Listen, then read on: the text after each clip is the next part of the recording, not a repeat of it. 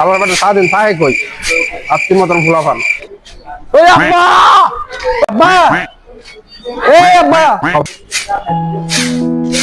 আচ্ছা আব্বা কি হয়েছে বাবা, কি কবি ক আমি শুনবো। আচ্ছা আপনারা একটা কথা বলার জন্য আজকে সারাদিন আমি ঘুরতেছি।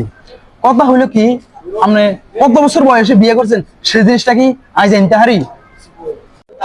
কে রে বাবা, আমি কত বছর বিয়ে করছি এটা তুমি জানতে চাইছো? আচ্ছা তুমি সমস্যা না বাবা, তুমি বলো। তোমার আমি বলতেছি আমি বিয়ে করছি তোমার এই তো 17-18 বছরে বিয়ে করছি বাবা। আপনি 17-18 বছর বয়সে বিয়ে করছেন, আমার বয়সটা কত চলে সেই জিনিসটা কি আপনি চোখে দেখছেন? বাবা তোর বয়স কত চলছে বাবা? তোর বয়স চলতেছে বাবা 24-25 চলতেছে। তো আপনি বিয়ে করছেন 17-18 বছর বয়সে, আর আমার ঘরের ভিতরে বয়স চলতেছে 24-25। তো আমার কিছু কি আপনি চোখে দেখেন না? আমার এই দেহটা দেখছেন?